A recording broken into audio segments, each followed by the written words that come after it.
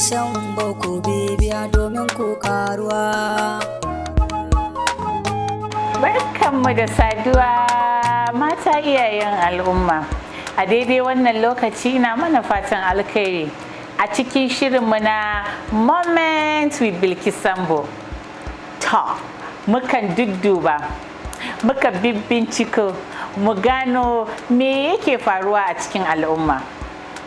A cikin yau idan Allah Ubangiji ya ba mu iko, ina so mu tattauna akan abin da yake ta yawo a social media. Wasu irin abubuwa mutane suke faɗa ko suka hango akan wannan al'amari. Ni a nawa gani ban san dai ko kun kalla ba, in ba kalla ba ya kamata ku duba, duk da dai ba abu ne wanda abun sha'awan a gan shi ba, amma wani abu ne wanda zai ƙara nazari gare ku mata. Abin da ko nake magana a kai shine yadda ake amfani da juju ko kuma mu ce asiri a mallake mata ko a mallake maza, wanda yanzu abin takaici har ya kai wai ana fitowa a nuna irin abubuwan a zahiran cika ganshi. Za ka ga yadda ake zuwa da kwalabe a cike da abubuwa, a ce wannan kwalabe kuɗi ne mai tarin yawa wanda idan ka saya kai amfani da shi za ka mallake mijinka, za ki mallake saurayinki. Sannan su ma mazan da suka lura da wannan abun, su ma suka ga ya kamata su ma su fara yin nasu. A haka yanzu maza na yi, mata na yi. To me ya kawo haka? A rayuwan nan ni a nawa gani, a nawa tunani, bai kai har abin da za ka cutar da kanka kuma ka cutar da wani ba, domin ka mallaki duniya. Sosai mana, mallakan duniya. Because komai da ake yi ana yi ne dai ina akan namijin, in mallake shi, in same shi, duk abin da na ce shi zai min, abin da ba na so ba zai min ba, in na ce ya bani zai bani. Duk ba a kai haka bane mata muke ta cuku-cuku muke yi domin mu mallaki mu samu gidan mazajen.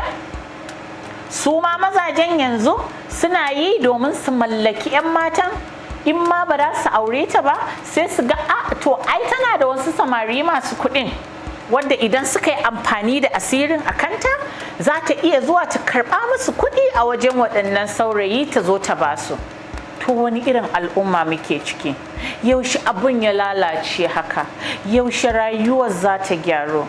'Ya'yanmu da suke tasowa su ne abun ji. Duk abin da soyayya bai fa bayar ba, abin da kissa da kwareniyan rayuwar zaman aure bai baka ba, bai baki ba, ban yi tsammanin akwai wani abu da zai bayar ba. Masu asirin nan suna zaune suna cin kuɗaɗen ku mata, suna amfani da ku domin su cimma nasu burin. Idan mallakan na da daɗi ko samun duniya na da daɗi, to ya kamata a ce suna da shi, ai ya ishe su, ba sai sun ci gaba da yi ba. Abin da na gani yadda namiji ya fitar da wani abu haka kamar like bros, ya kan ce wai a makala shi a cikin jiki. Idan ka saka, duk macen da ka hanga za ka ga abin da kake so za ta baka. Ko ba ta da shi, in ma sata za ta je ta yi, in ma roƙo za ta yi, in ma me za ta yi, kai dai wannan abin da ka makala a jikinka ba za ta san lokacin da za ta yi haka ba. Hasbunallah, habbawa, kamance fa akwai 'yar uwarka mace, akwai 'yar mahaifiyarka, akwai matanka. To idan ka cuci wasu sauran matan, su ma za a iya cutar da su fa. To ya rayuwan zai kasance? Mata mu ji tsoron Allah, wallahi duk abin da haƙuri kisisi nan iya zama, biyayya bai bayar ba. Ban yi tsammanin akwai wani mai asirin da yake da abin da zai baki wanda zai zaunar da ke a gidanki dindindin ba. Sai ya yiwuwa akwai a cikin waɗannan sirri ɗin da suke, amma abu ne da ya kamata? Ni a ganina abu ne da bai dace ba, domin kuwa da ki mallaka zuciya ba tare da soyayya ba, ai sai ga an faɗi warras. Domin ƙawayenki su ce kin haɗu, domin 'yan uwanki su ce kin kafu, shi yasa kike yi? Ko kuma a ce wani lokaci domin a ce ke ɗin nan ziza ce.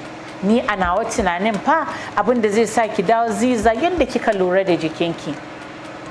ki iya kwalliya, ki iya lura da gidanki, ki iya mu'amala mai kyau, to shine abin da zai baki mallakan gidan mijinki. To bayan haka fa 'yar uwa, asirin nan wallahi mummunan abu ne. Mu tuna 'ya'yanmu, duk abin da muka yi zai koma gare su kuwa, ko ba haka ba? Shawara ce nake bayarwa.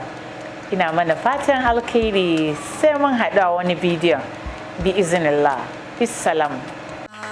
Sannan akwai a Facebook ga sunan zan faɗe shi ɗan uwa.